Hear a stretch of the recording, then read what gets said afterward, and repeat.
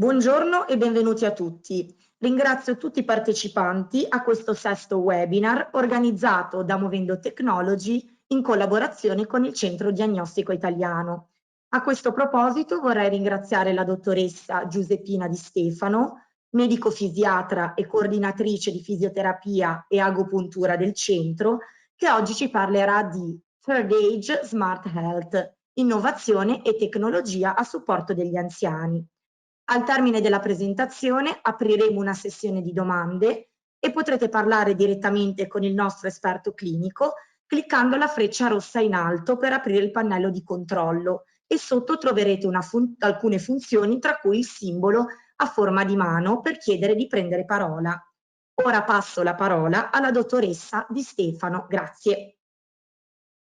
Ringrazio la Movendo di avermi invitato a parlare di questa nuova tecnologia in supporto agli anziani. A me piace, sono una fisiatra e aspetti che però non riesco ad andare avanti.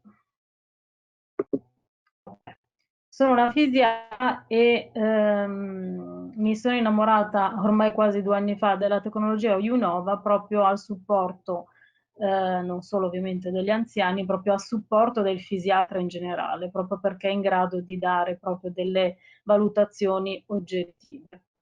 A me piace sempre parlare come medico sempre più di, invece che prevenzione della malattia, mi piace parlare di mantenimento della salute e quindi oggi di cosa parliamo? Parliamo appunto degli anziani. A tutti piacerebbe diventare centenari, ma come diventare centenari? Cioè, vogliamo diventarci, diciamo, tra virgolette, in salute, nel senso ovvio che purtroppo non esiste ancora l'elisir di lunga vita, nello stesso tempo se riusciamo a diventare un'età anziana, almeno ancora autonomi, in grado di goderci la vita, ovviamente questo sarebbe l'optimum. Cosa si intende per salute? Salute si intende una forma, diciamo, una condizione di efficienza del proprio organismo, ma non solo dal punto di vista fisico, ma anche dal punto di vista psichico. Quindi questo cosa ci permette? Ci permette di vivere la nostra vita al meglio e quindi mantenendo la nostra salute possiamo arrivare, diciamo, da anziani in uno stato ottimale, appunto per essere indipendenti e goderci la vita, soprattutto quando non andiamo in pensione. E quindi che anziani vogliamo essere? Vogliamo essere anziani tristi, magari soli, dipendenti dagli altri o comunque anziani coi segni dell'invecchiamento ma ancora diciamo sorridenti e attivi. Quando si diventa anziani? Allora, nel 2018, nel novembre 2018 c'è stato il 63esimo congresso nazionale della SIG, che è la Società Italiana di Gerontologia e Geriatria, e che cosa è successo? L'anzianità, diciamo, è stata posticipata, quindi prima ci consideravano anziani sopra i 65, adesso è diventata a 75. Questo perché? Perché l'aspettativa di vita è migliorata e quindi è aumentata di circa 20 anni, quindi l'aumento medio della speranza della vita alla nascita si è spostata agli 85 anni per le donne e agli 82 per gli uomini. Le donne vivono sempre un pochino di più, tant'è che sono più vedove che vedovi. E qui la classificazione è scomparso tutto. Ecco qua. Ci sono 2 classificazioni per quanto riguarda gli anziani. Terza età, la terza età è condizionata da buone condizioni di salute e quindi anziani attivi, tant'è che esiste l'università della terza età dove gli anziani appunto possono frequentare corsi di formazione. E quindi sono anziani assolutamente indipendenti e in grado di avere attività sociali e anche formative, perché no? E poi c'è la quarta età che invece è caratterizzata da dipendenza dagli altri e decadimento fisico. E questo ovviamente ha anche una ricaduta, diciamo, economico e sociale. La seconda classificazione invece è formata da giovani anziani, quindi persone dai 64 ai 74, anche se in realtà questa sarebbe da rivedere perché ormai diventiamo anziani sopra i 74, gli anziani tra 75 e 84 e i grandi vecchi tra gli 85 e i 99 e poi ci sono i centenari. Cosa da notare? Che un 65enne di oggi ha la forma fisica e cognitiva di un 40-45enne di 30 anni fa e un 75 anni invece, un 75enne invece quello con un individuo aveva di un individuo che aveva 55 anni nel 1980, quindi insomma fortunatamente siamo andati molto avanti, anche grazie comunque alla prevenzione, quindi alla medicina di prevenzione. Cosa succede negli anziani? La cosa che cambia di più negli anziani, diciamo, dal punto di vista funzionale, è la deambulazione. In tutte le persone appunto la capacità di spostamento è fondamentale per mantenere ovviamente l'autonomia, sia all'interno della propria casa, sia ovviamente fuori. Cosa succede? Succede comunque che fisiologicamente dopo i 65-70 anni le caratteristiche del cammino variano e quindi variando le caratteristiche del cammino, queste possono essere responsabili fino al 50% delle cadute.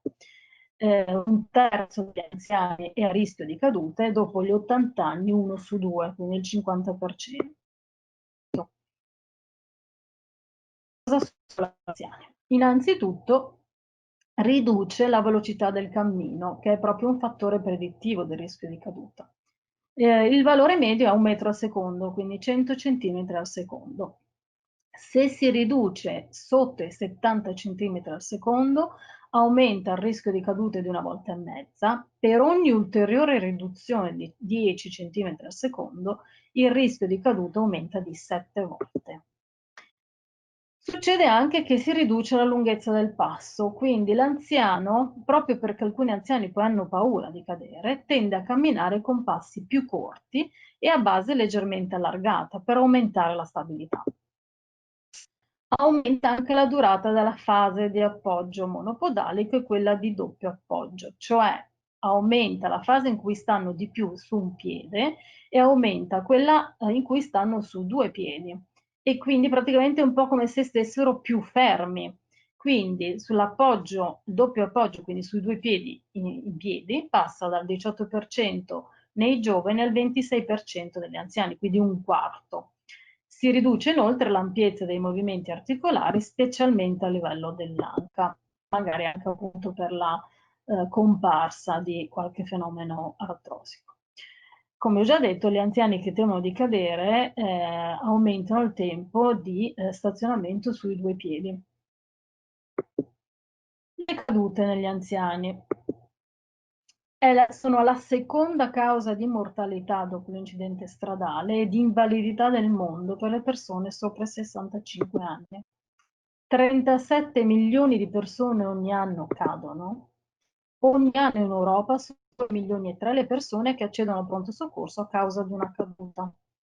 Di queste persone 1,5 milioni vengono ricoverate, con una percentuale alta di persone che poi avrà nel tempo una disabilità dovuta appunto alla mobilità compromessa.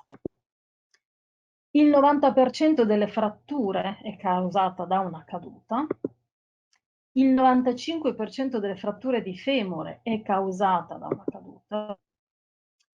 Gli anziani ospedalizzati per cadute poi hanno anche un elevato rischio di complicanze cardiovascolari, per non parlare di questo periodo che Purtroppo, le fratture negli anziani possono avere delle sequele e quindi sicuramente hanno dolore, possono avere modificazioni dell'aspetto fisico, soprattutto per esempio quando si parla di fratture vertebrali che portano a un'ipercifosi, quindi a un aumento della curvatura della colonna in avanti, portano a disabilità, portano a perdita dell'indipendenza, aumento della morbilità e purtroppo anche in alcuni casi della mortalità. Quindi cosa porta a fratture di femore? Il 20% purtroppo portano a decesso, il 50% a disabilità. Avere una frattura di femore porta ad aumentare di 2,3 volte il rischio di frattura dell'altro femore entro un anno. Cosa possiamo fare? Fortunatamente la tecnologia ci ha aiutato, quindi ci ha aiutato con il Silver Index. Il Silver Index è un test che misura contemporaneamente tutti i parametri biomeccanici e neurologici di una persona, simulando tutte le situazioni che un anziano può incontrare durante la sua vita quotidiana. È estremamente individuale, quindi individua il rischio per quella persona e per quella, diciamo, tipo di perturbazione, e di conseguenza poi ci dice esattamente cosa fare per ridurre il rischio di caduta. È stato realizzato in 36 mesi di ricerca e sviluppo insieme all'ospedale Galliera di Genova su 150 pazienti. In cosa consiste? Consiste in un test utilizzando lo Unova o lo Juno, dura 20 minuti, è estremamente oggettivo perché non è, diciamo, non interviene l'operatore e il soggetto, ma interviene appunto Unova, ed è in grado di predire e quindi di prevenire le cadute negli anziani. Successivamente, appunto, in seguito a questo, ci dà un percorso riabilitativo estremamente personalizzato. Adesso poi vi spiego cosa fa la piattaforma robotica Unova. Valuta numerose condizioni di equilibrio, sia in piedi che sedute, quindi diciamo, con condizioni sempre più difficili, quindi con livelli di difficoltà sempre maggiori. È estremamente oggettiva e personalizzata, e appunto si passa appunto dal mantenimento, nel mantenimento della posizione dell'equilibrio, appunto con diciamo livelli di difficoltà sempre maggiori, in modo da valutare i limiti di stabilità della persona in tutte le condizioni possibili.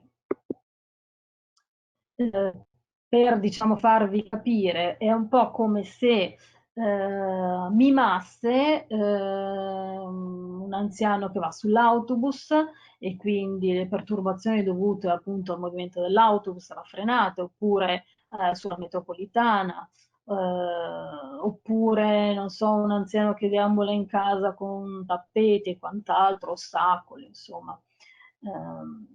Quindi mima assolutamente le condizioni della vita quotidiana, però in modo oggettivo e riproducibile. Cosa si fa? La prima cosa che si fa una valutazione clinica molto veloce, quindi diciamo, mettono tutti questi parametri, si inseriscono tutti questi parametri e si mette l'età, la velocità del cammino e il numero di cadute all'anno. Ovviamente se una persona è già caduta, il rischio di caduta aumenta. Poi si fa la valutazione con la piattaforma robotica e appunto, come abbiamo detto, si passa da equilibrio su piattaforma instabile, l'equilibrio reattivo con perturbazioni continue, perché la pedana è in grado appunto di muoversi e dare delle perturbazioni continue, ma appunto sempre uguali. Con perturbazioni random, esempio appunto la frenata sull'autobus oppure sulla metropolitana, valuta i limiti di stabilità del tronco e poi valuta anche il tempo che impiega un anziano o una persona comunque ad alzarsi 5 volte e sedersi. Per quanto riguarda gli indicatori, sulla piattaforma instabile avremo come indicatore l'area di oscillazione, la lunghezza dell'oscillazione, il range anteroposteriore mediolaterale e l'oscillazione del tronco, perché lo Unova c'è appunto un apparecchio che valuta proprio lo spostamento del tronco, che si chiama IMU. Nell'equilibrio reattivo con perturbazioni continue, in cui la pedana sotto i piedi si muove in modo continuo, valuteremo il range anteroposteriore medio-laterale del tronco e le oscillazioni del tronco. Per l'equilibrio reattivo con perturbazioni random avremo gli stessi indicatori. Nei limiti di stabilità valuteremo lo spostamento massimo del centro di pressione in anteroposteriore medio laterale. Per quanto riguarda il 5 times to stand, valutiamo la durata totale, il tempo medio di standing e di sitting, quindi quanto sta seduto e quanto sta in piedi prima di potersi risedere o alzarsi. Tutti questi parametri sono stati poi combinati in un indice totale che è il Silver Index. Cosa ci garantisce il Silver Index? Una misura obiettiva e altamente precisa, fornisce informazioni dettagliate superiori alle tradizionali misure cliniche di andatura ed equilibrio, che comunque spesso sono soggettive e non oggettive, identifica in anticipo i soggetti anziani a rischio di caduta sulle basi appunto delle alterazioni del controllo posturale, e quindi questo apre, diciamo, un'innovazione rispetto proprio alla prevenzione, alla previsione del rischio di caduta. Qui appunto si vede appunto un anziano che effettua il test, tra l'altro è non solo veloce ma anche divertente, quindi non è assolutamente noioso, è interattivo con sia ovviamente l'operatore guida, ma poi diciamo, attraverso il video si interagisce, quindi anche divertente, anche perché c'è una parte di gaming. Alla fine del test si emette proprio un report dettagliato che è assolutamente stampabile e quindi si può dare proprio come referto alla persona, e ci indica ovviamente gli ambiti in cui la persona è tra virgolette normale, quindi non ha problemi, e invece gli ambiti in cui bisogna intervenire per migliorare il rischio di caduta. Appunto vi facevo vedere questo per farvi capire appunto che ci sono proprio tipo dei giochi, insomma, quindi è anche molto divertente. E questo è un esempio, no? Esempio di un anziano che ha sopra i 65 anni, quindi il suo medico, appunto, il suo fisioterapista o fisiatra, cosa fa? Sapendo che ha sopra i 65 anni, dovrebbe in valutazione del rischio di caduta con Unova. In questo modo, per esempio, John ha capito che il suo rischio di caduta ha il 75%, quindi è molto alto. Anche il referto è molto intuitivo perché, adesso poi ve lo spiegherò, ci dice proprio un po' come i semafori, ci dice se il semaforo è verde, quindi il paziente, la persona non è a rischio di caduta, quindi deve magari semplicemente continuare a fare la sua attività fisica, magari anche solo in palestra, oppure se giallo, arancione e rosso ha assolutamente bisogno di avviare un progetto riabilitativo estremamente personalizzato per ridurre il suo rischio di caduta. Il report che viene emesso è come quello che trovate sulla sinistra, quindi si trovano ovviamente i dati del cliente o del paziente, della persona, con età, numero di cadute, velocità del passo, poi c'è anche il peso e l'altezza, e c'è appunto questo indice, proprio c'è una barra che ci fa vedere, ci dà proprio la percentuale del rischio di caduta. E anche appunto una barra visiva che serve appunto per la persona per rendersi conto, e come vedete nel riquadro sotto in basso si vede anche dove l'ambito in cui la persona è stata più deficitaria e dove c'è diciamo, ci sono appunto delle situazioni da risolvere, e in questo modo poi il fisioterapista sarà in grado di su suggerimento anche dello stesso Unova che ci dirà cosa fare e con che livello di difficoltà iniziare, sarà in grado appunto di attuare un programma riabilitativo personalizzato sulla persona, ovviamente sempre in associazione con il fisiatra che redigerà il progetto riabilitativo individuale. Come vedete, appunto, è in grado di dirci l'area funzionale in cui il paziente è stato deficitario, quindi per esempio in questo caso ci dice nell'equilibrio reattivo c'è un livello suggerito di attività, ci dice con che attività iniziare e con che livello di difficoltà. Ovviamente più il rischio di caduta sarà alto, più dovrà essere facile diciamo, la difficoltà degli esercizi, perché ovviamente altrimenti invece che migliorare il rischio di caduta lo aumentiamo.